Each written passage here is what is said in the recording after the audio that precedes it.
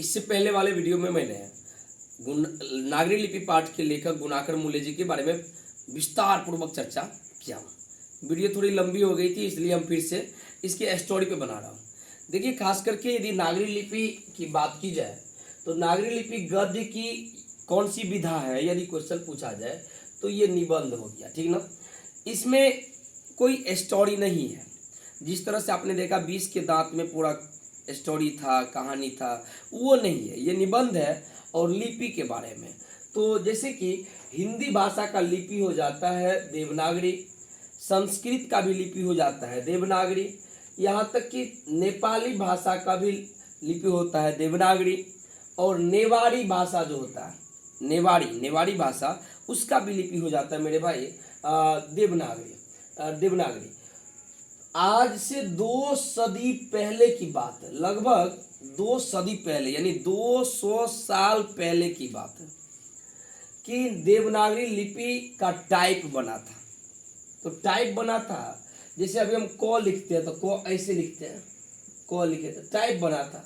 अब मान लो को हम लिख रहे हैं ऐसा, अब कोई मान लो जो नहीं जानता को ऐसे ही लिख सकते हैं, कोई किसी तरह लिख सकता है, क्योंकि उस टाइम में ये अस्थिरता नहीं हुई थी।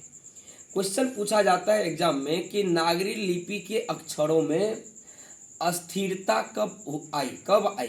तो जब 200 साल पहले नागरी लिपि के टाइप बने तो धीरे धीरे उसमें क्या हुआ, पुस्तक भी छपना शुरू हो गया।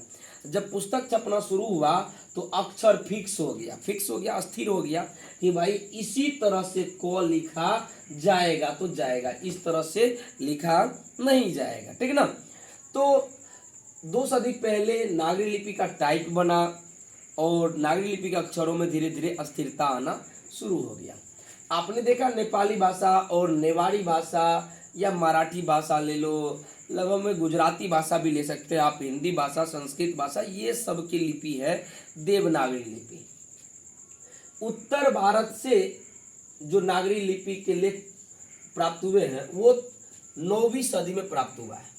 उत्तर भारत से देवनागरी लिपि के लेख 9वीं सदी में प्राप्त हुआ है और दक्षिण भारत से नागरी लिपि के लेख 8वीं सदी में प्राप्त हुआ है। दक्षिण भारत से 8वीं सदी में और 9वीं सदी में प्राप्त हुआ है उत्तर भारत से नागरी लिपि के लेख। याद रखना आप लोग, नागरी लिपि के आरंभिक लेख मतलब शुरुआती जो लेख था, पहले जो मिला था, वो लेख मिला था दक्षिण भारत से। नागरी लिपि के आरंभिक लेख दक्षिण भारत से मिला था। नागरी लिपि पाठ भी जो है, नागरी लिपि पाठ भी, ये भी देवनागरी लिपि में ही लिखा गया है, ठीक ना। मराठी भाषा का हमने अभी चर्चा किया था कि मराठी भाषा का भी लिपि है देवनागरी लिपि। भाई मराठी कह दे, हिंदी कह दे, संस्कृत कह दे, नेपाली कह दे, नेवाड़ी कह दे, गुजराती कह दे, इस सब की लिपि है देवनागरी, ठीक ना। तो मराठी भाषा का लिपि हो गया देवनागरी।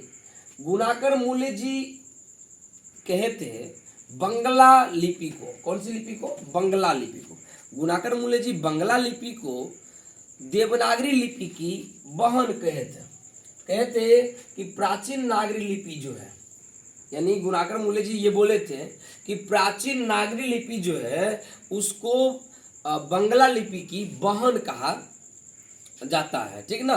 तो देखिए, पूछा भी जाता है एग्जाम में कि गुणाकर मूल्य जी किस लिपि को प्राचीन नागरी लिपि का बहन कहते हैं, तो बंगला लिपि को, ठीक है ना।